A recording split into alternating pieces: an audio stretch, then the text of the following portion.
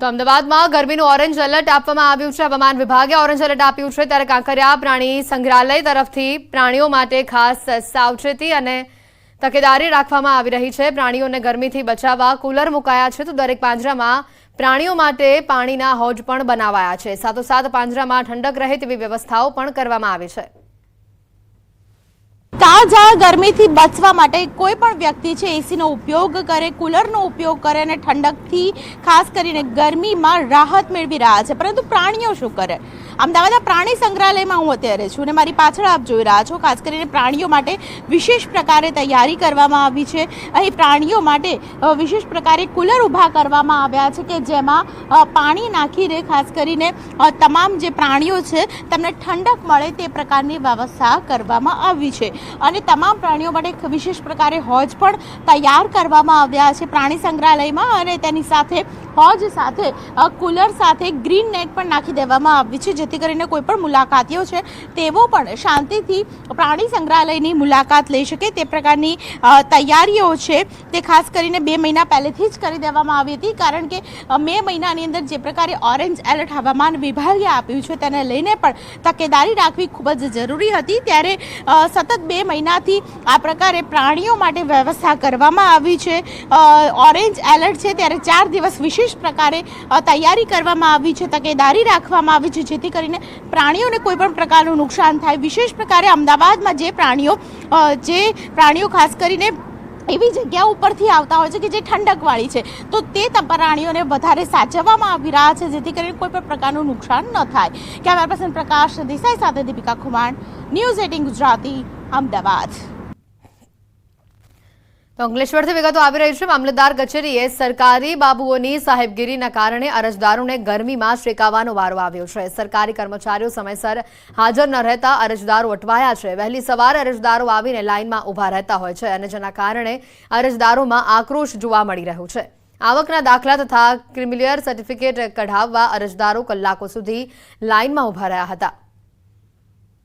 9:30 વાગ્યાનો અહીંયા આવ્યો છું. અત્યારે 11:15 થયા છતાં બી કોઈ કર્મચારી અહીંયા હાજર નથી. આખી ઓફિસ બધી ખાલી છે.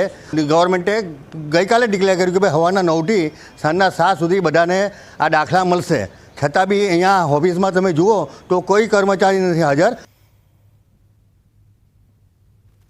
છોટાઉદેપુર નગરપાલિકામાં જન્મ મરણ વિભાગમાં અરજદારોનો હોબાળો સામે આવ્યો. વહેલી સવારથી લાઇનમાં ઉભેલા 20 થી 25 અરજદારોએ કચેરીમાં રોષ ઠાલવ્યો છે. ઓફિસમાં કોઈ જવાબદાર કર્મચારી હાજર ન હોય અરજદારોમાં ભારે રોષ જોવા મળ્યો, જેથી હોબાળા બાદ સવારે 11:20 રજિસ્ટ્રાર ઓફિસે તેઓ આવ્યા હતા.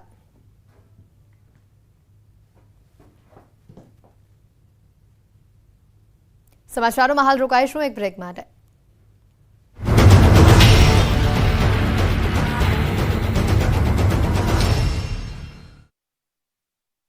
દુકાનો પાસે ગટરના પાણી ભરાતા વેપારીઓ દુકાન ખોલવી તો કેમ તેવી સ્થિતિમાં છે. પાલિકાને અનેક વખત રજૂઆત કરવા છતાં કોઈ નક્કર પગલાં ભરાયા નથી. જોકે વેપારીઓએ કલેક્ટરને રજૂઆત કરતા પાલિકાના કર્મચારીઓ સફાળા જાગી કામે લાગ્યા. કલેક્ટરે પાલિકાના અધિકારીઓને તુરંત કામગીરી કરવા ઠપકો આપ્યો. જોકે વેપારીઓ વરસાદને લઈ હજુ ચિંતિત છે, કારણ કે વરસાદની સિઝનમાં આ વિસ્તારમાં કમરસમાં પાણી ભરાય છે. પાલિકા દ્વારા ભૂગર્ભ ગટર મામલે કોઈ જ નક્કર કામગીરી કરવામાં આવી નથી. 14 મેના રોજ પોઈચાની નર્મદા નદીમાં નહાવા પડેલા 7 લોકોના મૃત્યુ થયા હતા. આ ઘટના બાદ નર્મદા જિલ્લા તંત્ર સફાળું જાગ્યું છે. હવે પોઈચા ઘાટ ખાતે નહાવા અને કોઈ પણ વિધિ માટે પ્રતિબંધ ફરમાવવામાં આવ્યો છે. લોકોને નર્મદા નદીના તટમાં જવા માટે 1 કિલોમીટર દૂરથી જ રોકવામાં આવે છે. આ માટે પોલીસે પોઈચા મંદિરના ગેટ પાસે બેરિકેડ લગાવી પ્રતિબંધ લગાવી દીધો છે. મંદિર પાસેથી જ પ્રવાસીઓને પરત મોકલવામાં આવી રહ્યા છે. કોઈ પણ વિધિ માટે આવતા શ્રદ્ધાળુઓને સામે કિનારે જવા માટે કહેવામાં આવે છે. સુરત લોકસભા બેઠક બિનહરીફ થયા બાદ કોંગ્રેસના જ નેતાઓ આમને સામને આવી ગયા છે. સુરત કોંગ્રેસના ઉમેદવાર નિલેશ કુંભાણી અને અમરેલીના કોંગ્રેસના નેતા પ્રતાપ દુધાત આમને સામને આવી ગયા છે. બંને વચ્ચે વાર પલટવાર થઈ રહ્યો છે. બંને એકબીજાને ધાક ધમકી આપી રહ્યા છે. ત્યારે અમરેલી લોકસભા બેઠકની ચૂંટણીનું મતદાન પૂર્ણ થયા બાદ કોંગ્રેસે આભાર દર્શન કાર્યક્રમ યોજ્યો. બેઠકમાં અમરેલી કોંગ્રેસના ઉમેદવાર જેની ઠુમ્મર, પૂર્વ સાંસદ વિરજી ઠુમ્મર, જિલ્લા કોંગ્રેસ પ્રમુખ પ્રતાપ દુધાત સહિતના આગેવાનો અને કાર્યકર્તાઓ મોટી સંખ્યામાં ઉપસ્થિત રહ્યા હતા. આ દરમિયાન પ્રતાપ દુધાતે નિલેશ કુંભાણીના માઈના લાલના નિવેદન પર પલટવાર કરતા કહ્યું કે ઘરની બહાર જાય તો ખ્યાલ આવે શું થાય છે. મર્દ માણસ ઘરમાં નહીં લોકોની વચ્ચે રહે છે. લોકોની વચ્ચે જાય ત્યારે જ ખબર પડશે. માયનોલાલ કોઈ હાથ અડાડશે કે નહીં અડાડે, એ વ્યક્તિ મિની બજારમાં જાય, એ વ્યક્તિ લોકોની વચ્ચે જાય, ત્યારે જ ખબર પડશે કોણ એને હાથ અડાડશે, કોણ નહીં અડાડે. રાજકોટમાં કોંગ્રેસ પ્રદેશ પ્રમુખ શક્તિસિંહ ગોહિલની આગેવાનીમાં બેઠક યોજાઈ. બેઠકમાં જિલ્લા કોંગ્રેસ પ્રમુખ, શહેર કોંગ્રેસ પ્રમુખ, મહિલા સેવા દળ આગેવાન સહિતના કોંગ્રેસના આગેવાનો ઉપસ્થિત રહ્યા હતા. ત્યારે શક્તિસિંહ ગોહિલે કહ્યું, કોંગ્રેસે ક્યારેય પણ સત્તા માટે કામ નથી કર્યું, જનતા માટે કામ કર્યું છે.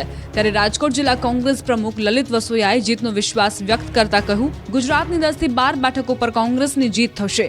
આ બાજુ અમદાવાદમાં કોંગ્રેસ પક્ષની બેઠક મળશે. 22 તારીખે અમદાવાદ કોંગ્રેસ કાર્યાલયમાં બેઠક. કોંગ્રેસ પ્રભારી મુકુલ વાસનિક અને પ્રદેશ પ્રમુખ ઉપસ્થિત રહેશે. લોકસભા ચૂંટણીના ઉમેદવારો પણ બેઠકમાં હાજર રહેશે. લોકસભા ચૂંટણીમાં રહેલા ઉમેદવાર અને પાર્ટી અનુભવ અંગે થશે ચર્ચા. લોકસભા દીઠ થયેલા મતદાન અંગે માહિતી આપશે. બેઠકમાં જિલ્લા પ્રમુખ, લોકસભા બેઠક નિરીક્ષકો હાજર રહેશે. આ ઉપરાંત ચૂંટણીમાં પાર્ટી વિરુદ્ધ કામ કરનારાનો પણ અહેવાલ મંગાવાશે. ઉનાના શહેરી વિસ્તારમાં 2 દીપડા દેખાયા. રેલવે ફાટક નજીક એક સાથે 2 દીપડા જોવા મળ્યા. 2 દીપડાના દ્રશ્યો સીસીટીવીમાં કેદ થયા. શહેરી વિસ્તાર તરફ દીપડાના આંટાફેરા વધતા લોકોમાં ફફડાટ ફેલાયો. સ્થાનિકોએ વન વિભાગને જાણ કરી. રાજકોટના ગ્રામ્ય વિસ્તારમાં દીપડાનો આતંક જોવા મળ્યો. જીવાપર ગામે દીપડાએ વાછરડી અને વાછરડાનું મારણ કર્યું. દીપડાની હાજરીથી ગામ લોકોમાં ભયનો માહોલ છવાયો. ગામની સીમમાં વન વિભાગે પાંજરું મૂક્યું. ચોમાસાને લઈ ખેડૂતો માટે ખુશ ખબર. અંદમાન નિકોબાર ટાપુ પર ચોમાસું બેઠાની સત્તાવાર જાહેરાત કરાઈ. કેરળની નજીક પહોંચ્યું ચોમાસું. હવામાન વિભાગનું અનુમાન સચોટ સાબિત થયું. અંદમાન નિકોબારમાં ચોમાસાનું 3 દિવસ વહેલું આગમન થયું. 22મી મે બંગાળની ખાડીમાં સર્જાઈ શકે છે લો પ્રેશર. 24મી મેના રોજ ડિપ્રેશનમાં ફેરવાશે લો પ્રેશર. વાવાઝોડાને લઈને હવામાન વિભાગે કરી છે આગાહી.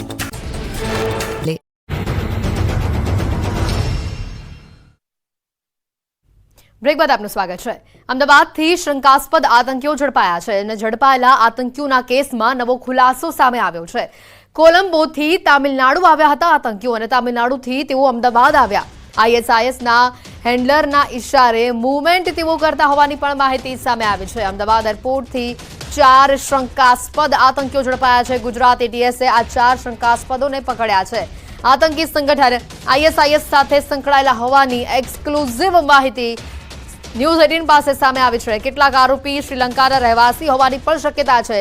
ઝડપાયેલા શંકાસ્પદો પાસેથી અમદાવાદથી ચેન્નઈ જવાની પણ ટિકિટ મળી આવી છે.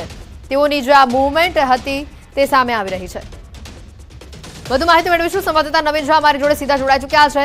નવીન, જે આ 4 આતંકીઓની જે મૂવમેન્ટ સામે આવી છે, આઈએસઆઈએસ સાથે સંકળાયેલા હોવાની વાત અહીંયા સામે આવી રહી છે. વધુ કોઈક માહિતી, તેઓની પાસેથી કોઈ શંકાસ્પદ હથિયાર કે તેઓ અન્ય કોઈ માલ સામાન કબજે કરાયો છે?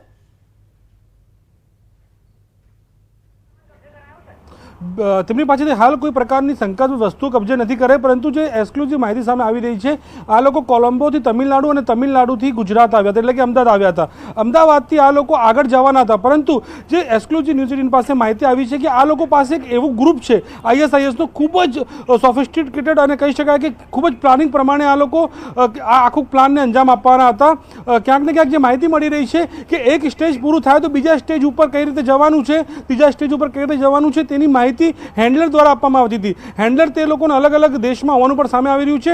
એટલે હેન્ડલરે એટલી માહિતી આપી હતી કે તમારે તમિલનાડુથી અમદાવાદ આવી જવાનું છે અને અમદાવાદ એરપોર્ટથી તેમને અલગ માહિતી આપવાના હતા. પરંતુ તે લોકોની માહિતી પહોંચે અથવા તે લોકો અલગ પોતાનું કામગીરીમાં આગળ વધે એ પહેલાં જ ગુજરાત એટીએસે 4 લોકોની ધરપકડ કરી લીધી છે, જેમાં 4 શ્રીલંકન સિટીઝન હોવાનું સામે આવી રહ્યું છે. આ લોકો આઈએસઆઈએસ સાથે જોડાયેલા છે અને ગ્રુપ મારફતે તેમને તમામ પ્રકારની માહિતી પ્રોવાઈડ કરવામાં આવતી હતી અને ત્યારબાદ આ લોકો આગળ જે છે તે પોતે આગળની જે કામગીરી છે અથવા જે અંજામ આપવાનો તે આપવાના હતા. પરંતુ ગુજરાત એટીએસ અત્યારે તમામ લોકોને પકડી તેમની પૂછપરછ હાથ ધરી રહી છે. આ લોકોના હેન્ડલર કોણ છે, ભારતમાં હેન્ડલર કોણ છે, અને દેશમાં હેન્ડલર કોણ છે, તમામ હેન્ડલરની પૂછપરછ બાદ જે છે અન્ય ખુલાસાઓ સામે આવી શકે તેમ છે. હેતુવી જી બિલકુલ નવીન, જે રીતની માહિતી છે અને જે રીતની મૂવમેન્ટ તેઓની સામે આવી છે કે તામિલનાડુથી અમદાવાદ અને તેઓ ફરીથી પાછા ચેન્નઈ જવાના હતા, એટલે તેઓની ખાસ કરીને એક શંકા એ પણ જઈ રહી છે કે તેઓ અમદાવાદમાં કંઈક મોટું કરવાનો પ્લાન કરી રહ્યા હતા કે કેમ?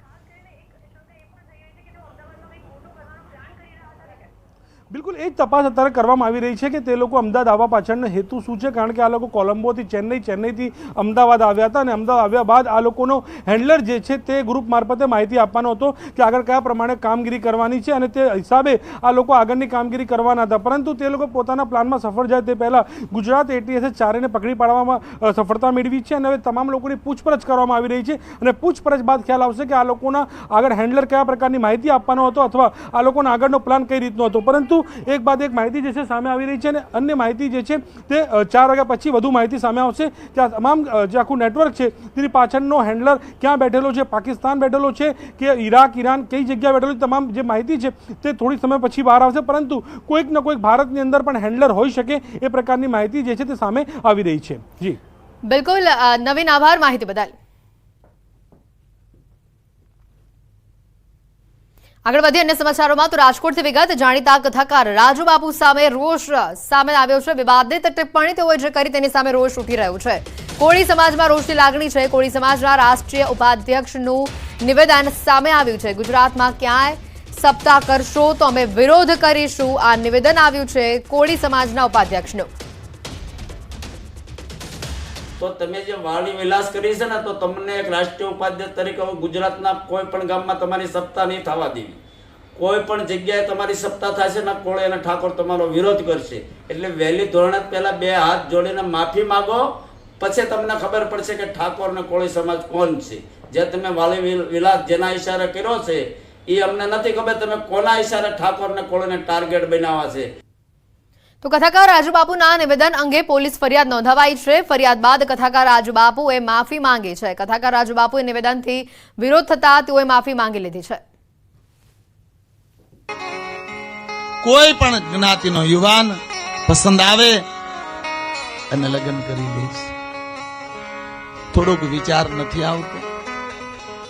એક આપણા સમાજની દીકરી એક ઠાકોર કોળીના સમાજના છોકરાએ લગ્ન કરી લી. ભય લાગે, કલંક લાગે. ઘણા બધા લોકોને બહુ મોટી ઠેસ પહોંચી છે, એમાં ખાસ કરી કોળી ઠાકોર સમાજને. મારો કોળી ઠાકોર સમાજને કહેવાનો કોઈ ઈરાદો નહોતો. એ સમાજને કોઈ આટલું બધું દુઃખ લગાડવાની જરૂર નથી, છતાં પણ દુઃખ લાગ્યું છે સમાજને. એ બદલ હું રાજુબાપુ શિવ કથાકાર 2 હાથ જોડી પૂરા સમાજ આગળ ક્ષમા માંગુ છું કે મારા વક્તવ્યમાં થોડી ભૂલ થઈ છે. એ વક્તવ્ય બદલ મને સમાજ ક્ષમા કરે.